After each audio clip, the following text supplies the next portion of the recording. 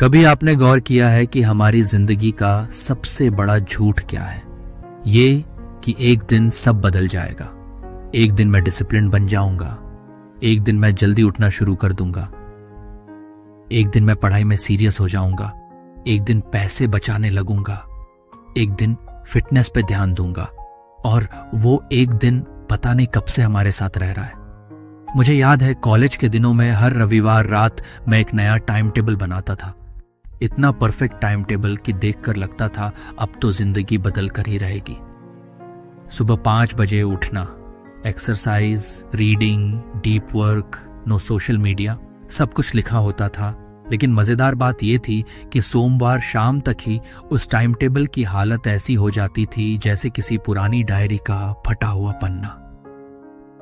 उस समय मुझे लगता था कि शायद मुझ में कोई कमी है, शायद मैं उतना डिसिप्लिन्ड नहीं हूं जितना सफल लोग होते हैं, शायद मेरे अंदर वो स्ट्रॉन्ग विल पावर नहीं है जो कुछ लोगों के पास होती है।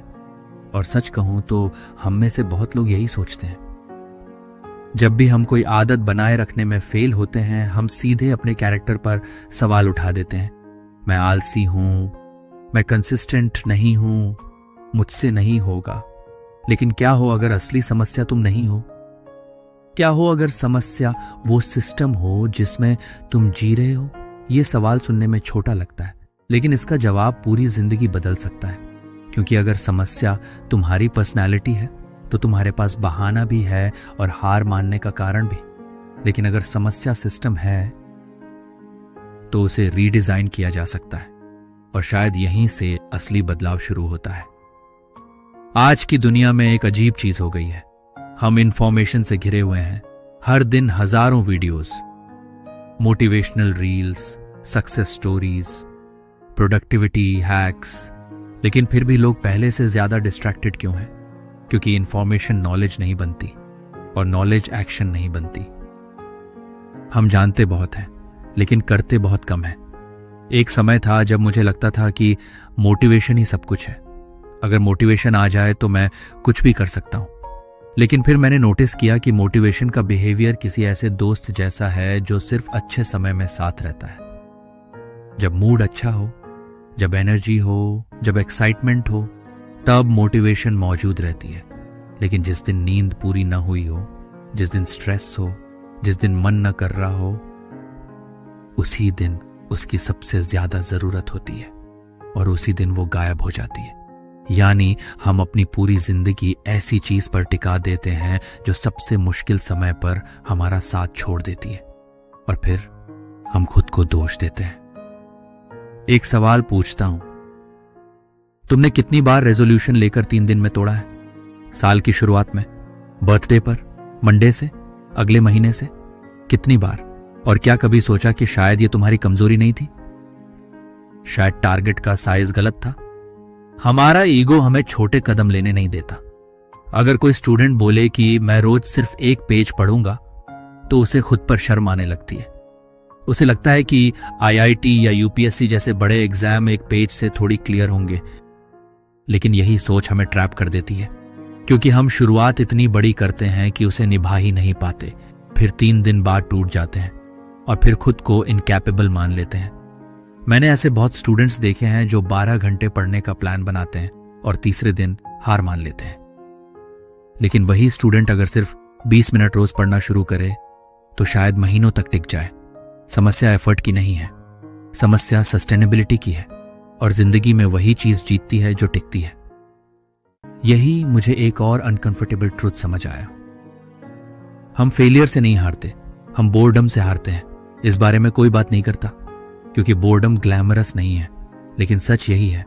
जिम ज्वाइन करना एक्साइटिंग है, पहले दिन नोटबुक खरीदना एक्साइटिंग है, बिजनेस शुरू करना एक्साइटिंग है, यूट्यूब चैनल लॉन्च करना एक्साइटिंग है।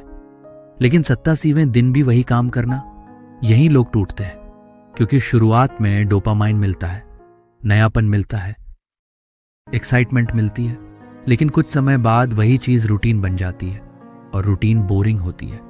यही वो जगह है जहां सक्सेसफुल और अनसक्सेसफुल लोगों का रास्ता अलग हो जाता है। सक्सेसफुल लोग बोर्डम से भी रिलेशनशिप बना लेते हैं, बाकी लोग एक्साइटमेंट खत्म होते ही डायरेक्शन बदल देते हैं। मुझे एक मिडिल क्लास इंडियन फैमिली की कहानी याद आती है, शायद आपके घर जैसी। बचपन से बच्चे को बताया जाता है, बेटा डॉक्टर बनेगा, इंजीनियर बनेगा, गवर्नमेंट जॉब करेगा। धीरे धीरे ये सिर्फ करियर एडवाइस नहीं रहती, ये आइडेंटिटी बन जाती है। हर रिपोर्ट कार्ड उस आइडेंटिटी पर एक वोट बन जाता है। हर कंपैरिजन उस आइडेंटिटी को मजबूत करता है। और कई बार ऐसा होता है कि बच्चा बड़ा होकर खुद नहीं जानता कि वो क्या चाहता है।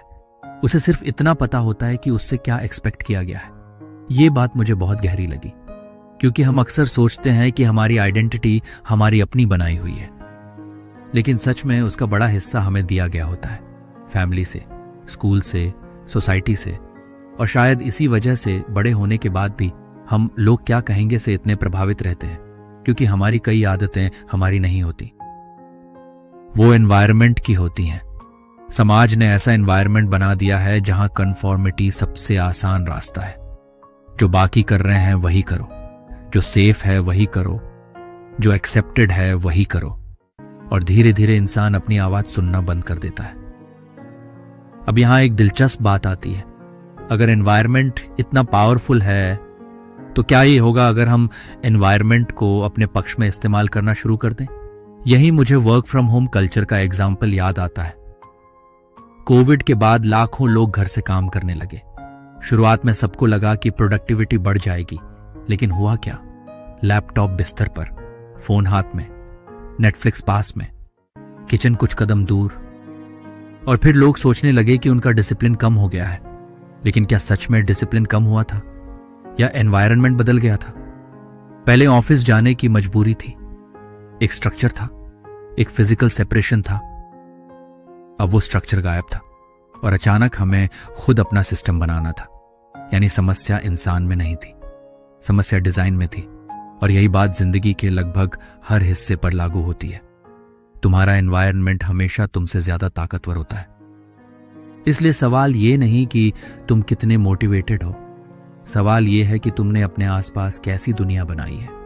और शायद सबसे खतरनाक चीज ये है कि हम इस सवाल को पूछते ही नहीं, हम सिर्फ खुद को ब्लेम करते रहते हैं। जबकि कई बार हमें खुद को नहीं, अपने सिस्टम को बदलने की जरूरत होती है। लेकिन कहानी यहीं खत्म नहीं होती, क्योंकि अब एक और सवाल सामने आता है। अगर छोटे कदम ही इतने पावरफुल हैं, तो फिर हमें उनका असर दिखाई क्यों नहीं देता? क्यों लगता है कि मेहनत बेकार जा रही है? क्यों लगता है कि कुछ बदल ही नहीं रहा?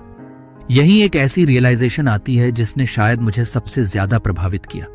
और सच कहूं, यही वो आइडिया है जिसने हजारों लोगों को बीच रास्ते हार मानने पर मजबूर किया है। क्योंकि असली समस्या मेहनत की नहीं, नतीजे दिखाई न देने की है। शायद सबसे फ्रस्ट्रेटिंग सवाल, अगर छोटे छोटे कदम इतने पावरफुल हैं, तो फिर उनका असर दिखाई क्यों नहीं देता? क्यों कई बार महीनों की मेहनत के बाद भी लगता है कि कुछ नहीं बदल रहा? क्यों इतने लोग बीच रास्ते हार मान लेते हैं? मुझे लगता है कि जिंदगी का सबसे डेंजरस फेज फेलियर नहीं होता। सबसे डेंजरस फेज वो होता है जब आप मेहनत कर रहे होते हैं, लेकिन रिजल्ट दिखाई नहीं दे रहा होता। क्योंकि फेलियर कम से कम साफ होता है, आपको पता होता है कि क्या हुआ। लेकिन जब कुछ भी दिखाई ना दे, तब दिमाग कहता है शायद ये काम नहीं कर रहा, शायद मैं गलत रास्ते पर हूं, शायद मुझे छोड़ देना चाहिए। और यहीं सबसे ज्यादा लोग हार मानते हैं। मुझे याद है जब मैंने पहली बार लगातार लिखने की आदत बनाने की कोशिश की थी। शुरुआत में बड़ा उत्साह था, नई नोटबुक, नए आइडियाज, नई एनर्जी। लेकिन कुछ हफ्तों बाद मुझे लगा कि कोई फर्क ही नहीं पड़ रहा। मैं लिख रहा था, लेकिन बेहतर महसूस नहीं कर रहा था। कोई बड़ा रिजल्ट नहीं था, कोई ड्रामेटिक चेंज नहीं था। और सच कहूं तो छोड़ देने का मन होने लगा था। शायद आपके साथ भी ऐसा हुआ होगा। जिम में, बिजनेस में, एग्जाम प्रिपरेशन में, कंटेंट क्रिएशन में, इन्वेस्टिंग में, किसी भी मीनिंगफुल चीज में शुरुआत में उम्मीद होती है, फिर मेहनत होती है, फिर इंतजार और फिर फ्रस्ट्रेशन। क्योंकि हमें लगता है कि मेहनत और नतीजे एक सीधी लाइन में चलते हैं। आज मेहनत करो, कल रिजल्ट मिलेगा। लेकिन जिंदगी ऐसे काम नहीं करती। कई बार जिंदगी कंपाउंड इंटरेस्ट की तरह काम करती है। लंबे समय तक कुछ नहीं दिखता, फिर अचानक सब दिखाई देने लगता है। और बाहर से देखने वालों को लगता है कि सफलता अचानक आई, लेकिन सच्चाई ये होती है कि सफलता लंबे समय से क्वाइटली बन रही होती है। यही बात मुझे उस बर्फ वाली उपमा में सबसे ज्यादा गहरी लगी। कल्पना करो कि एक कमरे में बर्फ रखी है, टेम्परेचर 25 डिग्री है, फिर 26, फिर 27, फिर 28, फिर 29, फिर 30, फिर 31। बर्फ अभी भी बर्फ है। बाहर से देखने वाला कहेगा कुछ नहीं बदल रहा, लेकिन क्या सच में कुछ नहीं बदल रहा? बिल्कुल नहीं। हर डिग्री अंदर कुछ बदल रही है। और फिर 32 डिग्री पर अचानक बर्फ पिघलने लगती है। लोग उसी मोमेंट को देखते हैं, लेकिन असली कहानी उससे पहले की होती है। और शायद हमारी जिंदगी भी ऐसी ही है। हम 31 डिग्री पर हार मान लेते हैं, जबकि ब्रेक थ्रू शायद सिर्फ एक कदम दूर होता है। यही वजह है कि ओवरनाइट सक्सेस की कहानियां मुझे हमेशा अधूरी लगती हैं। हम किसी को अचानक सक्सेसफुल होते देखते हैं, लेकिन वो अचानक नहीं होता। हम सिर्फ वो दिन देखते हैं जब दुनिया ने नोटिस किया। वो दिन नहीं देखते जब कोई सालों तक अननोटिस्ड मेहनत कर रहा था, सुबह जल्दी उठ रहा था, प्रैक्टिस कर रहा था, गलतियां कर रहा था, फिर से कोशिश कर रहा था। और शायद इसी वजह से कंपैरिजन इतना अनफेयर है। हम किसी की विजिबिलिटी को अपनी रियलिटी से कंपेयर करते हैं और फिर खुद को कम समझने लगते हैं। लेकिन यहां एक और दिलचस्प ट्रैप है। कई बार हम सिर्फ करियर में नहीं, पैसों के मामले में भी यही गलती करते हैं। मुझे EMI कल्चर इसका सबसे अच्छा एग्जाम्पल लगता है। सोचो, सैलरी क्रेडिट हुई, ये क्यों है? फिर क्रेविंग आती है, नई कार, नया फोन, नया गैजेट, नई लाइफस्टाइल, फिर रिस्पॉन्स आता है EMI, और फिर रिवॉर्ड, इंस्टेंट खुशी, इंस्टेंट स्टेटस, इंस्टेंट सेटिस्फैक्शन, यानी पूरा हैबिट लूप तैयार। समस्या यह है कि यह लूप इतना स्मूथ होता है कि हमें पता भी नहीं चलता कि हम किस दिशा में जा रहे हैं। हम फाइनेंशियल फ्रीडम चाहते हैं, लेकिन हमारा सिस्टम फाइनेंशियल डिपेंडेंसी क्रिएट कर रहा होता है। गोल और सिस्टम एक दूसरे के ऑपोजिट डायरेक्शन में चल रहे होते हैं, और फिर हम हैरान होते हैं कि जिंदगी बदल क्यों नहीं रही। यही मुझे एक बहुत अनकंफर्टेबल रियलाइजेशन हुआ। कई बार हम अपने गोल्स के खिलाफ नहीं लड़ रहे होते, हम अपने सिस्टम्स के खिलाफ लड़ रहे होते हैं, और सिस्टम्स लगभग हमेशा जीत जाते हैं। अब सवाल है, अगर सिस्टम्स इतने पावरफुल हैं तो असली बदलाव कहां से शुरू होता है? यहां एक ऐसी बात आती है जो शायद पूरी चर्चा का दिल है, आइडेंटिटी। क्योंकि आखिर में इंसान वही करता है जो वो खुद को मानता है। अगर कोई व्यक्ति खुद को स्मोकर मानता है, तो सिगरेट छोड़ना उसके लिए सिर्फ हैबिट चेंज नहीं है, आइडेंटिटी चेंज है। अगर कोई खुद को अनहेल्दी मानता है, तो जिम जाना सिर्फ एक्सरसाइज नहीं है, आइडेंटिटी कॉन्फ्लिक्ट है। अगर कोई खुद को फाइनेंशियली इररिस्पॉन्सिबल मानता है, तो सेविंग करना सिर्फ पैसे बचाना नहीं है, एक नई सेल्फ इमेज बनाना है। और शायद यही वजह है कि बदलाव इतना मुश्किल लगता है। हम बिहेवियर बदलने की कोशिश करते हैं, लेकिन आइडेंटिटी वही रखते हैं। मुझे वो लाइन बहुत पसंद है कि हर एक्शन एक वोट है।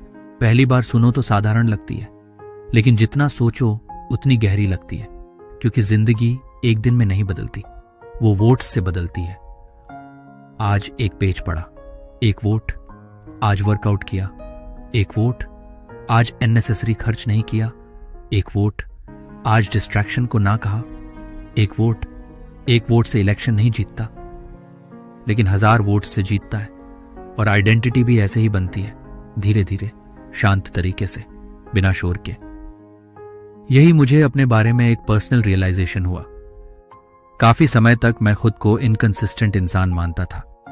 जब कोई आदत टूटती थी तो मैं कहता था, यार मैं ऐसा ही हूं।